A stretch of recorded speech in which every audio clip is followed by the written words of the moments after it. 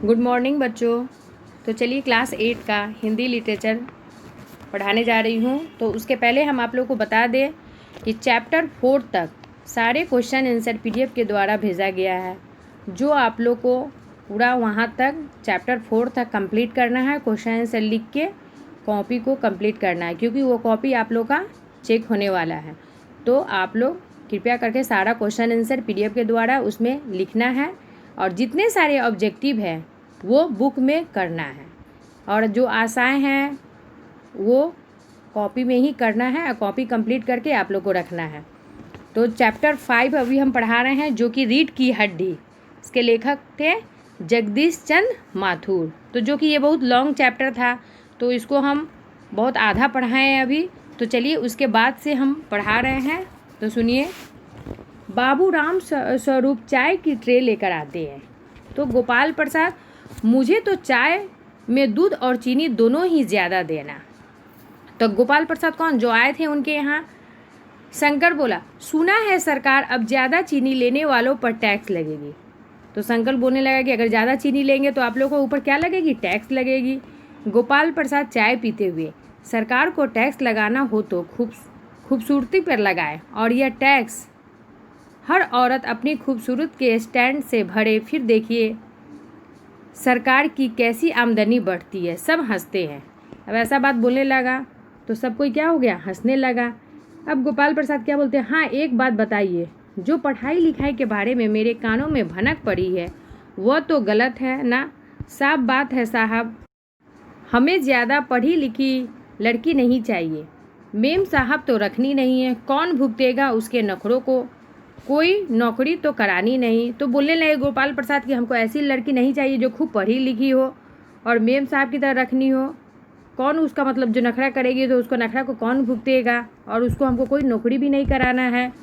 राम स्वरूप बोले, जी आप समोसा भी लीजिए, तुम भी लो बेटा। तो बोले कि ठीक है, तो समोसा खाइए, आप भी खाइए, और आपका बेटा लो बेटा तुम भी।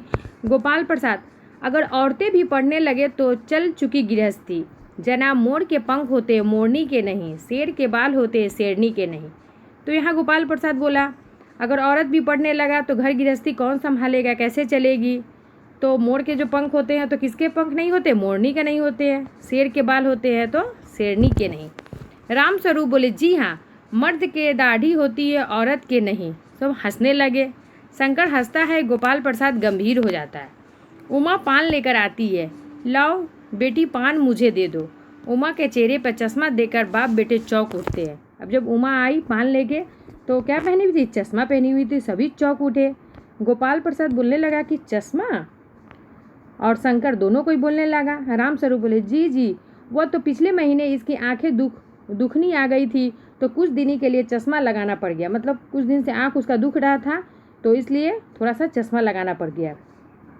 गोपाल प्रसाद, पढ़ाई वढ़ाई की वजह से नहीं है तो। यह राम स्वरूप, नहीं साहब, वह तो मैंने अर्ज किया ना। गोपाल प्रसाद, हूँ बैठो बेटी। अब उसको चश्मा देकर उसका दिमाग घूम गया। बोला, हूँ बैठो। राम स्वरूप बोले, वहाँ बैठो बेटी उमा, उस तख्त पर अपने बाजे के साथ। गोपाल प्रसाद, चाल में भी खराबी नहीं है, चेहरे पर भी छवि है। हाँ कुछ गाना बजाना सीखा है। बोलने लगे कि चाल में तो खराबी नहीं है, कुछ गाना वाना आता है तुमको। राम स्वरूप बोले, जी हाँ, सितार और बाजा भी। तो सुनाओ बेटी ये गीत। उमा सितार उठाकर भजन गाती है, मेरे तो गिरधर गोपाल दूसरों ना कोई। गाते गाते उसकी नज़रें शंकर से मिलती है। तो बोला गाना गाने के लिए तो एक भजन गा रही थी, भजन गाते गाते उसकी नज़र किससे मिली, शंकर से मिलने लगी।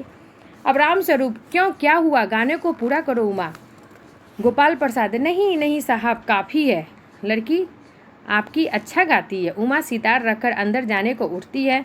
गोपाल प्रसाद, अभी ठहरो बेटी। बोला कि अभी नहीं जाओ, बैठो। फिर राम स्वरूप बोला, थोड़ा और बैठो, बैठी रहो उमा। उमा बैठती है। अब गोपाल प्रसाद बोलते हैं, तुम पेंटिंग वेंटिंग भी करती हो। उमा क्या उस समय चुप हो गई, कुछ नहीं बोली। राम स्वरूप, हाँ वह तो आपको बताना भूल ही गया था, यह जो तस्वीर टंगी हुई है घोड़े वाली, इसी ने खींची है, और उस दीवार पर भी। गोपाल प्रसाद बोलने लगा, यह तो बहुत अच्छा, और सिलाई वगैरह। राम स्वरूप बोला, सिलाई तो सारे घर की इसी के जिम्मे होती है, यहाँ तक कि मेरी कमीज़ भी। और हंसने लगा। बोला कि सारा सिलाई तो यही करती है, मेरी कमीज़ भी करती है। तो गोपाल प्रसाद बोले ठीक, लेकिन हाँ बेटी, तुमने कुछ इनाम भी जीता है। अब उमा चुप हो गई। रामस्वरूप इशारे के लिए खांसते, उमा उसी तरह चुप गर्दन झुकाए हुए रहती है।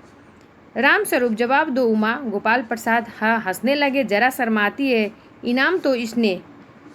गोपाल प्रसाद जरा रुखी आवाज़ में, जरा इसे भी मुंह खोलने दो। बोला कि आप ही सब बोल दीजिएगा तो उमा कैसे बोलेगी, उसका मुंह थोड़ा खोलने दीजिए, वो कुछ अपने मुंह से बोले। रामस्वरूप बोले उमा देखो आप क्या कह रहे हो, जवाब दो। उमा मजबूत स्वर में, क्या जवाब दूँ बाबूजी, ये जो महाशय मेरे खरीदार बनकर आए हैं, जरा इनसे पूछे कि क्या लड़कियों के दिल नहीं होता, क्या उन्हें चोट नहीं पहुंचती, क्या वह बेबस भेड़ बकरियां हैं जिन्हें कसाई अच्छी तरह देखभाल करे। अब उमा सारे बात सुन के जवाब देती है कि खरीदार बनकर आए हैं, ज़रा पूछिए कि लड़की लोग का क्या दिल नहीं होता है और उसको चोट नहीं पहुंचती है, जो ये सब बात वो बोल रहे हैं। गोपाल प्रसाद ताव में आकर, बाबू रामस्वरूप, आपने मेरी इज्जत उतारने के लिए मुझे यहाँ बुलाया था। बोलने लगा कि आप यहाँ बुलाए थे किस लिए, मेरा इज्जत उतारने के लिए। उमा तेज आवाज़ में, जी हाँ, हमारी बेइज्जती नहीं होती तो आप इतने देर से नाप तोल कर रहे हैं। और ज़रा आपने इस साहबजादे से पूछिए कि अभी पिछली फरवरी में ये लड़कियों के हॉस्टल में इर्द गिर्द क्यों घूम रहे थे और वहाँ से कैसे भाग गए थे। उमा बोलने लगी कि अपना बेटा से ज़रा नाप तोल करिए, इतने हमसे जब पूछ रहे हैं तो अपने बेटे से भी पूछिए कि पिछली फरवरी में ये लड़की के हॉस्टल में क्या हो रहा था, आसपास घूम रहे थे, क्यों घूम रहे थे और वहाँ इसको क्यों भगाया गया वहाँ से। शंकर बोला बाबूजी चलिए। अब बेटा को लगने लगा कि बहुत ज़्यादा हो रहा है तो अपने पापा को बोला चलिए बाबूजी यहाँ से। गोपाल प्रसाद, लड़कियों के हॉस्टल में, तुम क्या कॉलेज में पढ़ी हो। अब इतना बोला तो वो बोलने लगा कि अब तुम क्या कॉलेज में पढ़ी हुई हो।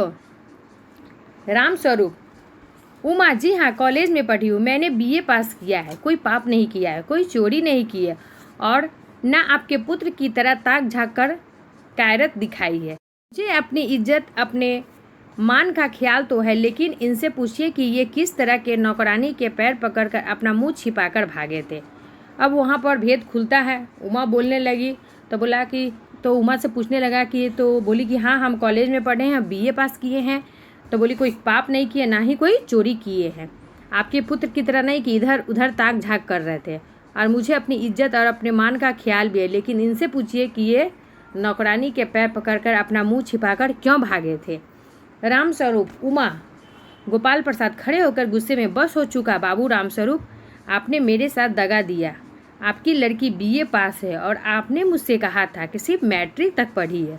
लाइए मेरी छड़ी कहाँ है, बीए पास, उफ गजब हो जाता, झूठ का कुछ ठिकाना। आओ बेटे चले। अब गोपाल प्रसाद जब सुन लिया कि वो लड़की बीए पास है तो वो बहुत गुस्सा हो गया और बोला कि अरे हम तो सोचते मैट्रिक की है, ये तो बीए पास की हुई है। तो गुस्सा में आया, बोला कि छड़ी दीजिए, हमको यहाँ नहीं रुकना है, झूठ का कोई ठिकाना नहीं है। बेटा को बोला कि चलो बेटा यहाँ से। दरवाज़ा की ओर बढ़ते हैं। उमा, जी हाँ जाइए, ज़रूर चले जाइए, लेकिन घर जाकर जरा यह पता लगाइएगा कि आपके लाडले बेटे के रीढ़ की हड्डी भी है या नहीं। अब यहाँ तक बात पोल खोल गया।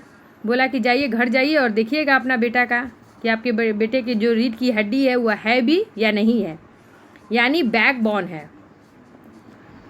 शंकर हुड़ुआसा सा होता है। गोपाल प्रसाद गुस्से में रामस्वरूप कुर्सी पर बैठ जाते। प्रेमा, उमा, रमा रो रही है। अब बोलने लगी कि उमा क्या हो रही है, रो रही है। रतन, बाबूजी खाना लगा दिया। अब क्या हुआ, रतन बोलने लगा कि चलिए खाना लगा देते। उमा रोने लगी। तो ये स्टोरी तो बहुत ही अच्छा था। तो इसमें बोला जा रहा है कि विद्यार्थियों के संग भारतीय समाज में फैली मतलब अनेक कुरीतियों पर बातचीत करते हुए उन्हें दूर करने के लिए उपाय तथा प्रत्येक जन के दायित्व की इसमें क्या किया गया है, चर्चा किया गया है। तो कैसे कोई आता है लड़की को देखने के लिए और उससे कितने सारे सवाल जवाब करता है और लड़की क्या जवाब देती है। तो ये स्टोरी जगदीश चंद्र माथुर के द्वारा था, जो आप लोगों को बहुत अच्छा लगा होगा। तो आज ये स्टोरी ख़त्म हुआ है।